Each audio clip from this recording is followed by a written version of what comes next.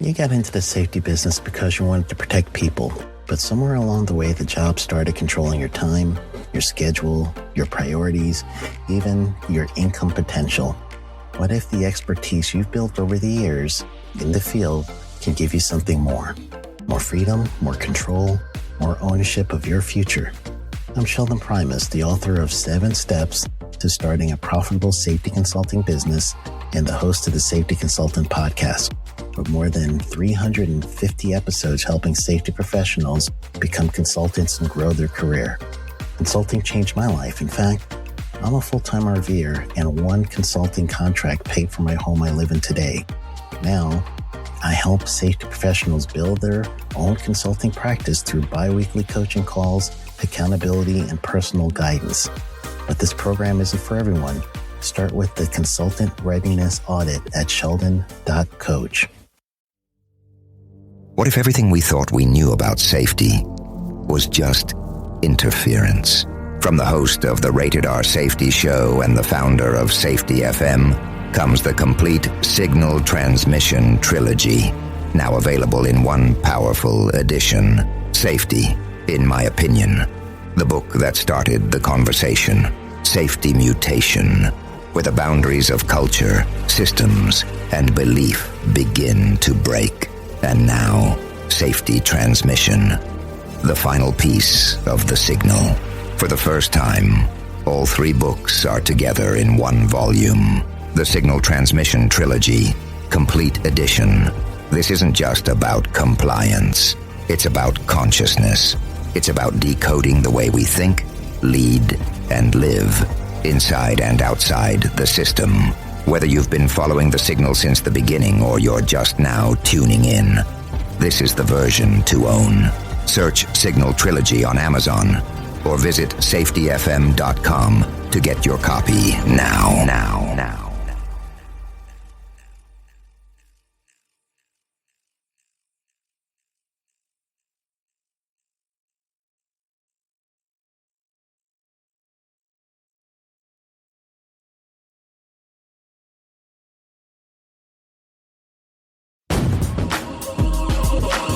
Sheldon Primus. Welcome to the Safety Consultant Show with Sheldon Primus, where we blend safety smarts with business brilliance and a pinch of Sheldon's signature wit.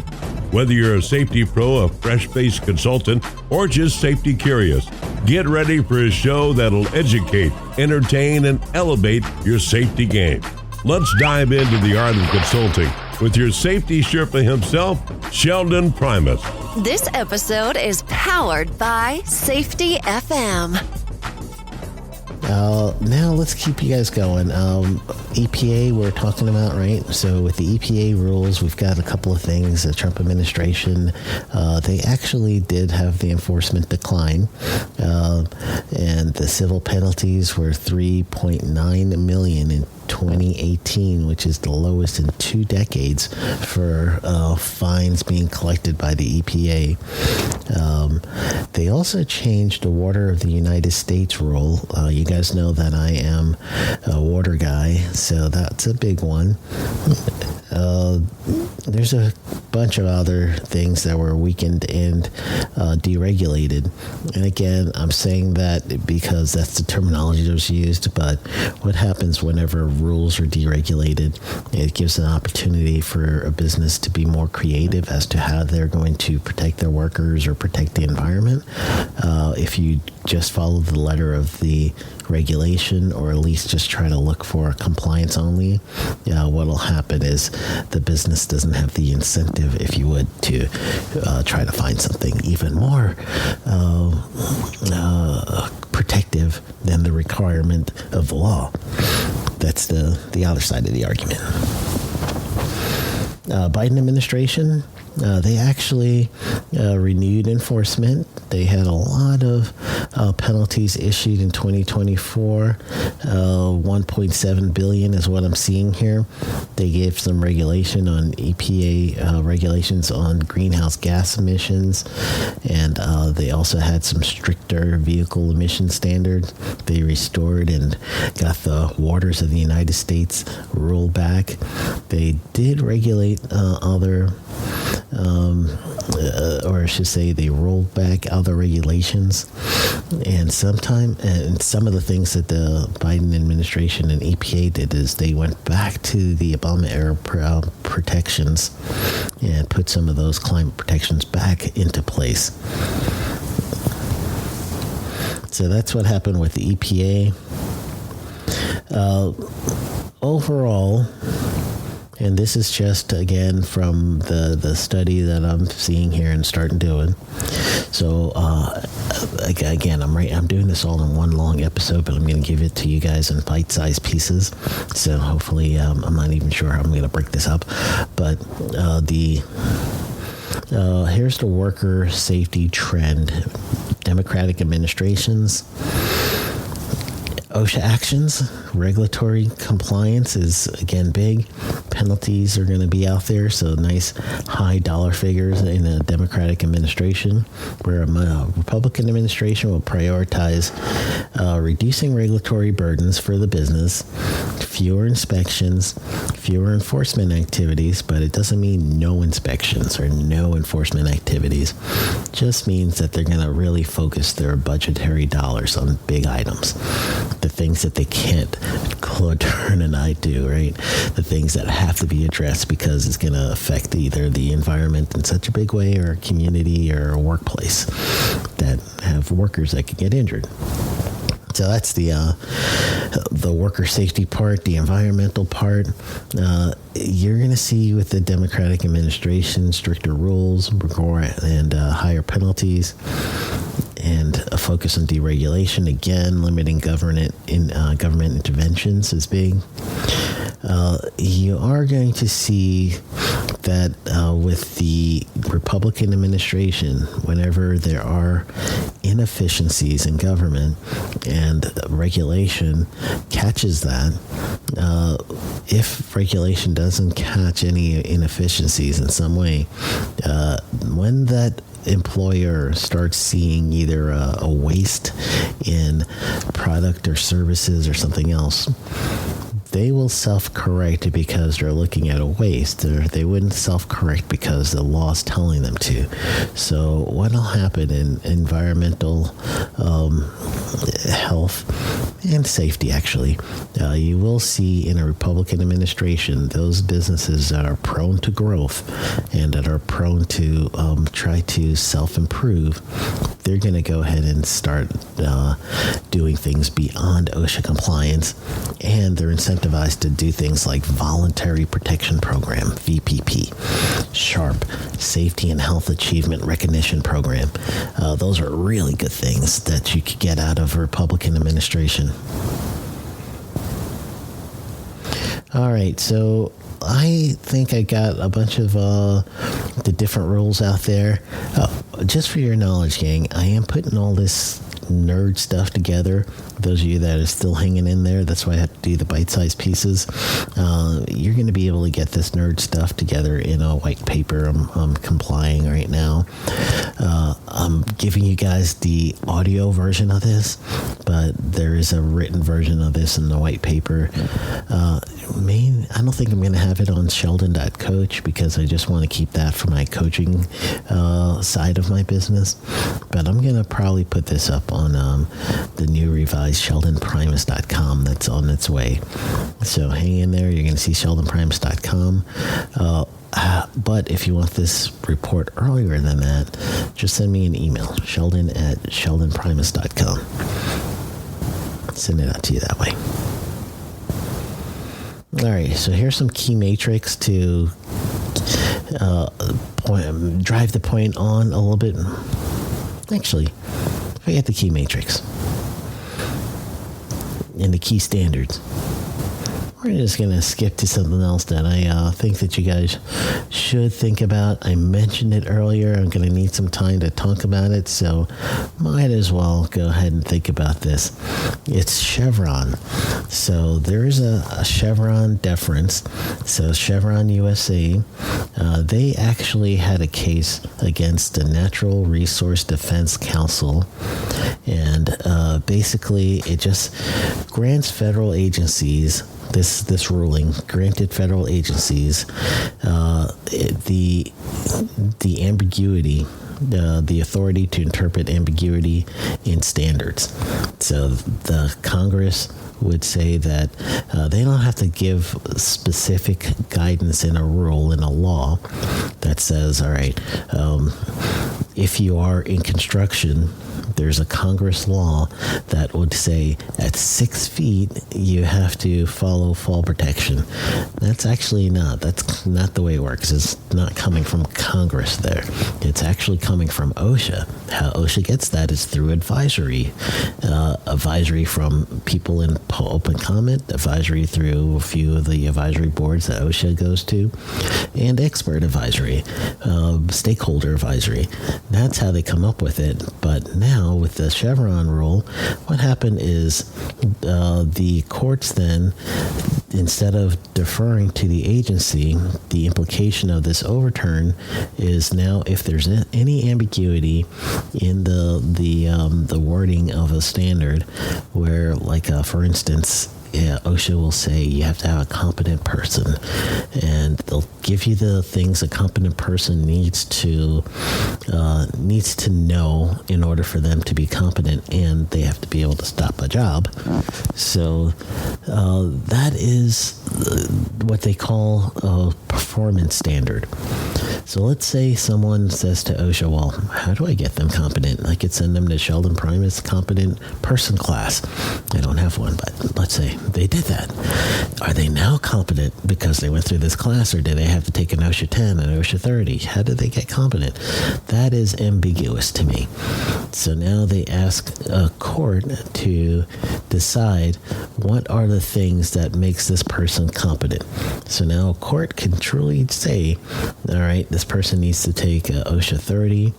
They take an OSHA 30 and they take one subject class of whatever topic, excavation, fall protection, scaffolding, things like that. They take a class, they take an OSHA 30, now they're competent. Here says the court, and they bang the gavel, and that now is going to become the law. So in order for you to get someone compliant, you'll have to go through the 30-hour class at OSHA and a specialty class for that specialty this person has to be over, because the judge decided, not because the specialist decided. So that's the idea behind the Chevron Deference overturning. What will happen is it's going to slow down the development and implementation of some rules because of this.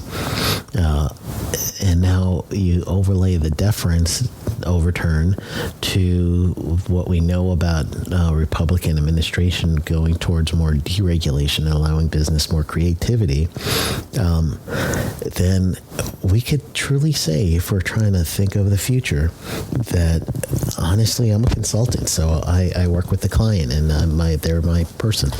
So if a client asks me, hey, help me come up with a case that says this 5A1 rule, which is the better law, that this 5A1 rule on heat stress, there's too vague of wording on this violation. Help me fight this. I'm a representative of the client, so I'm going to help them fight that. That's what I do. Same thing if you are working for somebody, and now you're looking at this ruling or something that you got cited on, and you look back to the Code of Federal Regulation, you find that code, and you're like, I see some vague wording here. What does OSHA mean? So normally when you see that, the first thing we go to is a letter of interpretation. And we try to figure out, all right, from the letter of interpretation, this is how OSHA interprets this. But is this still, what do we mean by this? So at that point, you could truly get an administrative law judge to make the decision in the Chevron deference. And then what happens is they'll vacate the citation. That's me saying this, but that's generally what it'll boil down to. But it's got to be some fight on your side. All right. So let's see a case with a construction company. I'll give you here. So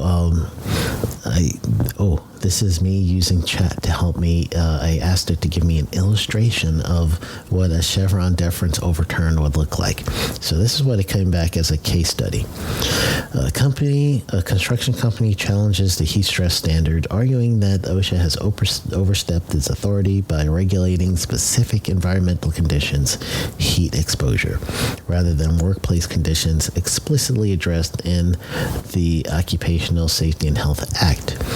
The outcome: without Chevron, the court finds OSHA's jurisdiction for heat stress standard insufficient and overturns the rule, leaving the agency to restart the rulemaking process with clearer statutory backing. So at that point, what really it's going to work out is regulation will be and this is me talking, regulation will be something that is unpredictable. It'll be something where businesses will truly just start suing. That's strategically something that they should do. And then there'll probably be a stay from a judge where you just keep doing what you're doing until they can figure things out. So that's a consideration. Not everybody's going to have to think about this type of Chevron deference overturning what it means to your organization. However, just the way that things are overlapping right now is what I really think that you guys should be thinking about. So let's do a nice little what to do in the future, what to do next. Okay, so we'll think of this as a little thought process. So we've got, we know that it is Trump administration next. He's a Republican. So we've got some assumptions that we've just went through. So we can expect that there'll be a rollback in OSHA and EPA regulations. So let's navigate through this. So if you're expecting no OSHA or EPA, that's possible in certain industries. So the first thing you need to know is your NAICS code in the U.S., which is the North American Industry Classification System code, and then do a search from OSHA, and you'll go to the data and statistics page. You want to do a search regarding NAICS most frequently cited standard. And if your code does not get much or anything at all, chances are you're not going to see OSHA in the next 4 years. However, if you do have your, and that's really, really vague, not vague, that's really, really sweeping. Me saying chances are you're not going to see OSHA. If you have a complaint, if you have a whole bunch of other things, you can see OSHA. I'm just saying by NAICS code search. So you're going to do an NAICS code search, and if you do find activity, that's actually a 1 year peak of activity. So if you have some activity within the last year, chances are you might still have activity with OSHA. All right, so that's the first thing you want to do is to get your NAICS code, do a quick check to see what OSHA has done in the past.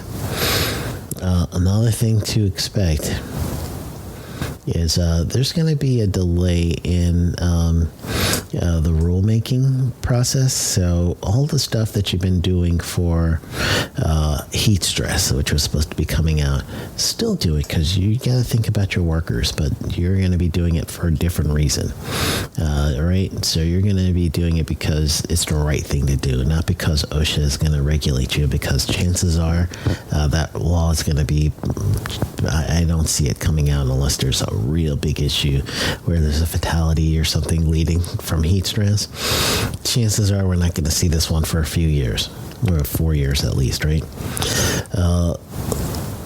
Back to the audits. I think I said that, I don't know, but you will see less inspections from OSHA and EPA. So that means it's your opportunity, especially if you are a consultant, to get services of doing a mock OSHA audit. You might want to change the name to mock OSHA, from mock OSHA audit to something else, because most people who are listening to this, or at least knows how to read the tea leaves, knows that OSHA is not going to be doing much of auditing. So what you're going to be looking to do then is you want to make sure that you're going to be prepared for not for inspection, but just more for hazard and risk.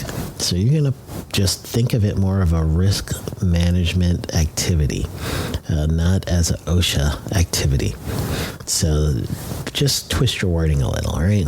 Same thing with you guys who are consultants or you're working for a company. You're going to not call it a mock OSHA audit. Call it something else. If you are a company that is close to VPP or SHARP, go for it now. This is your time period to do it because OSHA is going to probably focus on that. That's a big thing for the Republican administrations. They like incentivizing business taking action for themselves. So go for it. Take that step.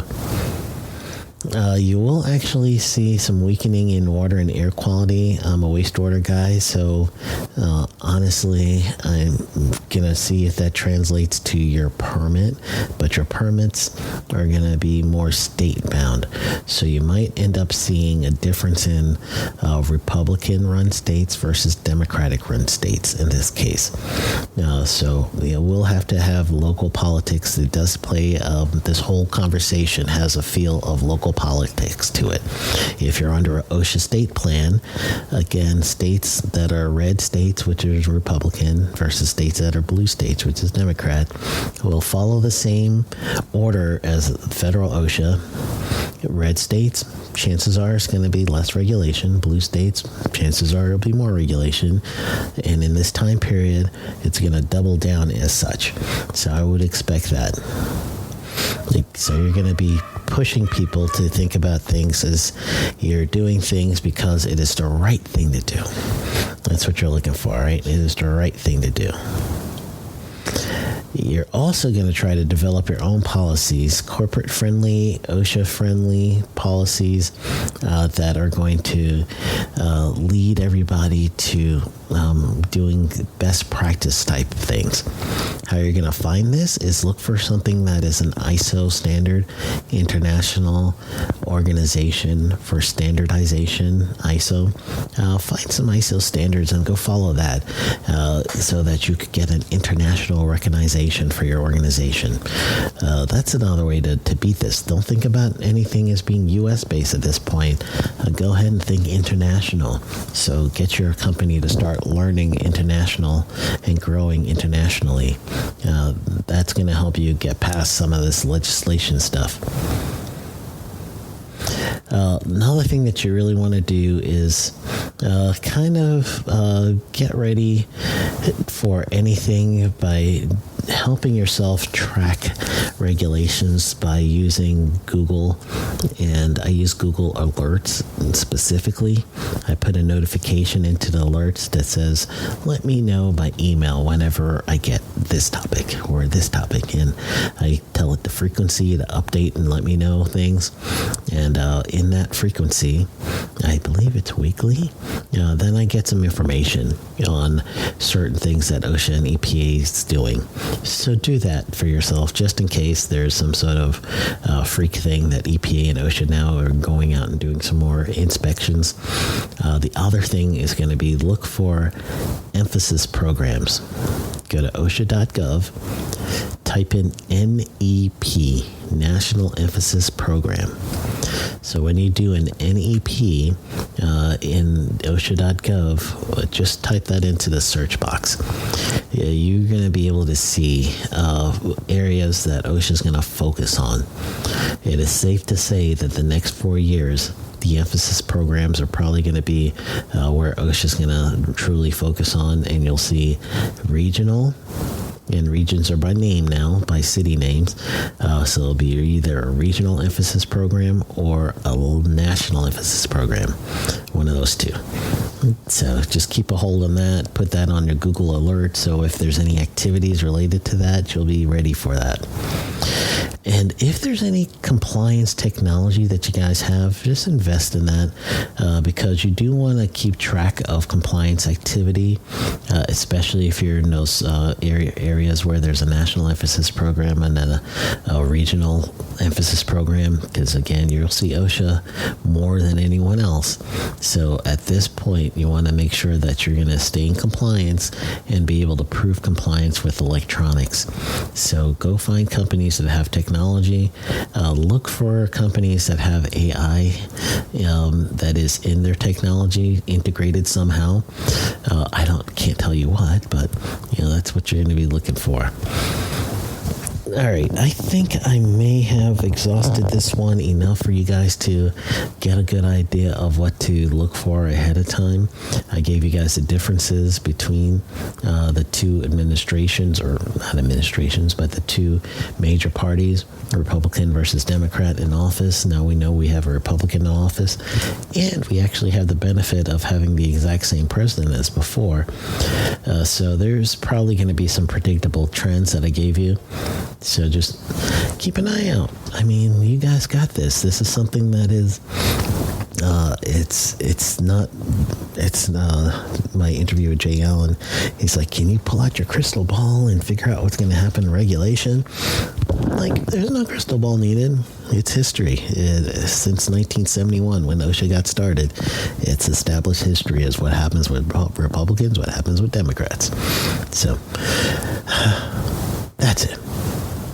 Todo. That's my week in Spanish there.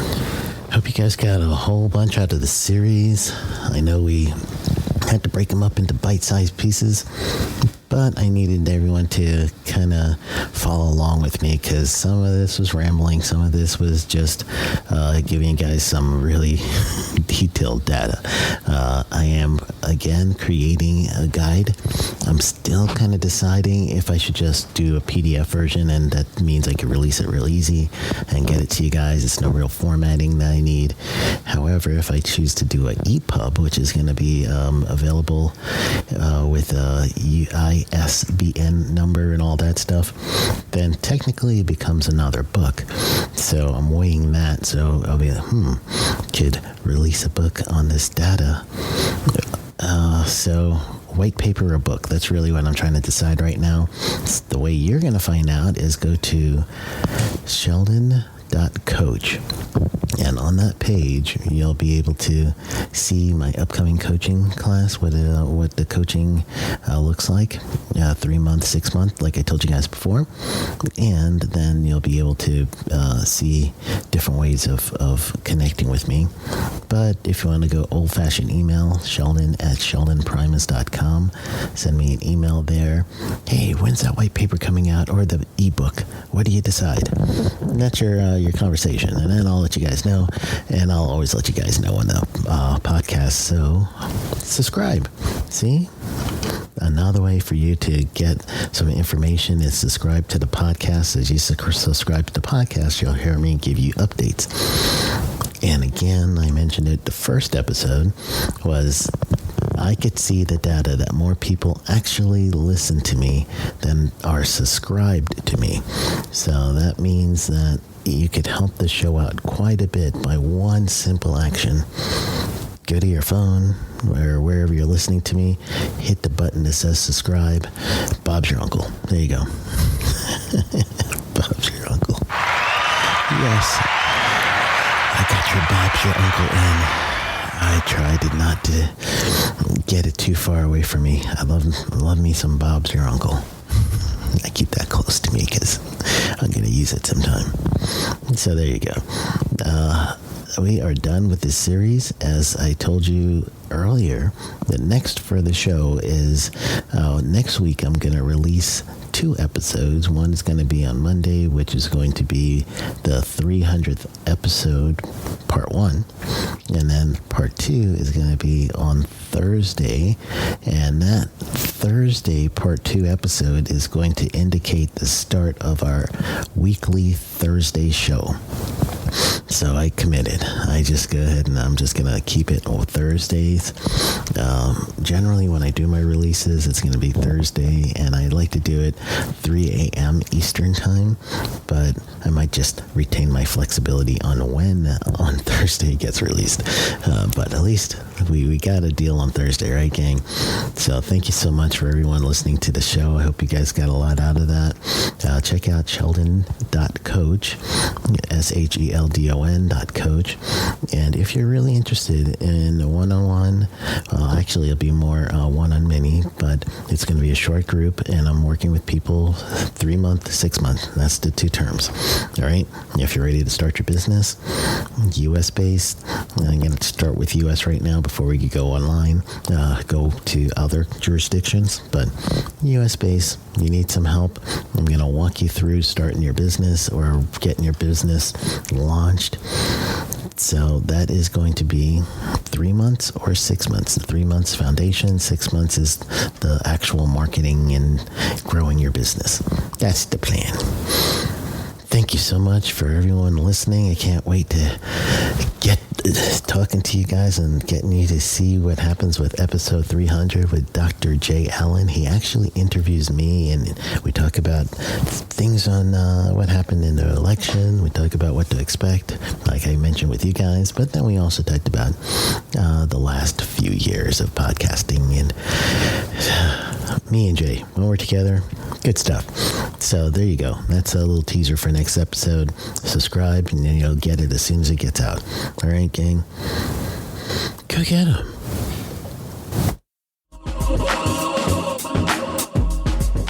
That's a wrap for today's safety show. Remember, safety isn't just about hard hats and caution signs.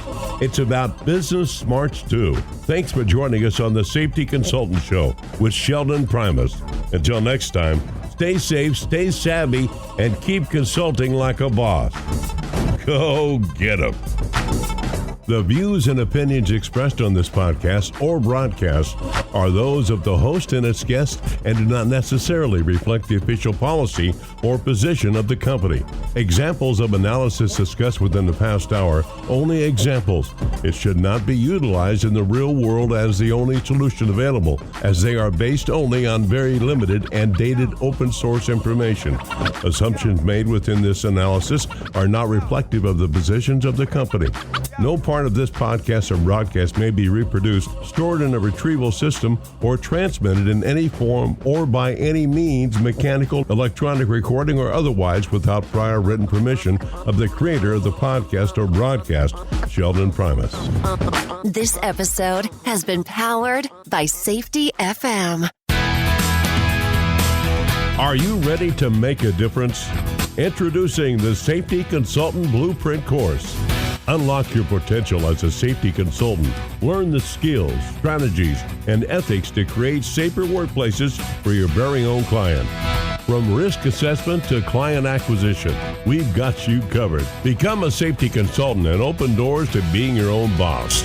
Join us and be the hero of workplace safety. Enroll today. Safety starts with you. Take the first step now. Visit our website and enroll in the Safety Consultant Blueprint course. Empower businesses. Protect lives. SafetyConsultantBlueprint.com.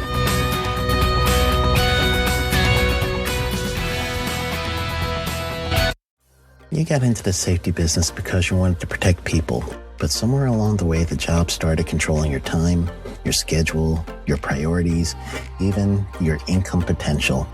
What if the expertise you've built over the years in the field can give you something more?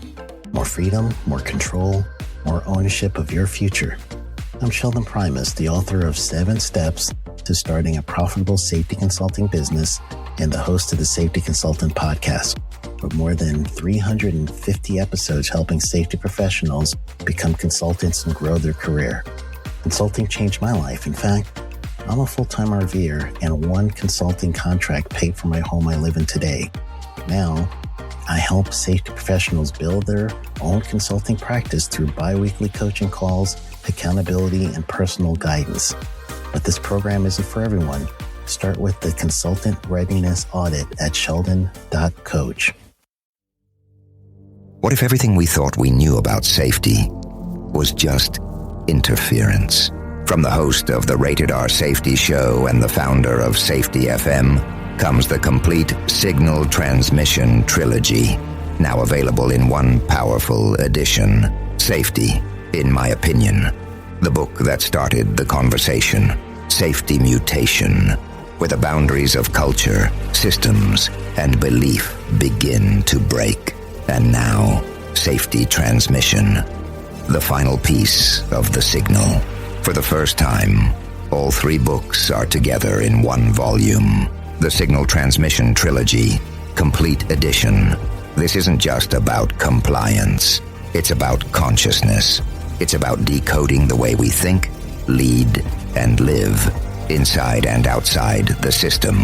Whether you've been following the signal since the beginning or you're just now tuning in, this is the version to own. Search Signal Trilogy on Amazon or visit safetyfm.com to get your copy now.